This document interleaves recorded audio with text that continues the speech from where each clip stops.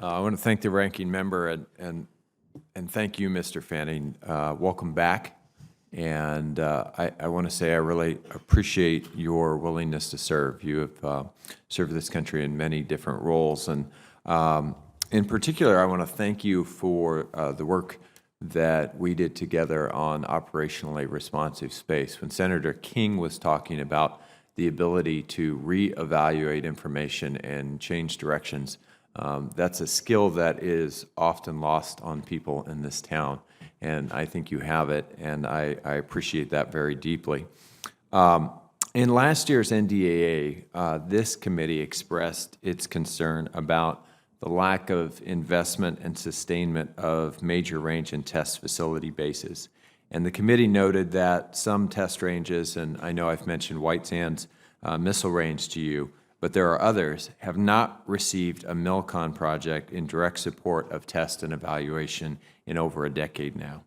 And the committee therefore urged the department to complete its comprehensive assessment of test range only MILCON needs and investments.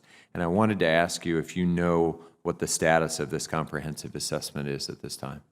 If I understand correctly, I think the assessment is, the draft assessment is done and it's now in coordination. I haven't seen anything yet, but I share your concern on that. I saw it acutely in the Air Force, and that's why I mentioned this as a readiness issue.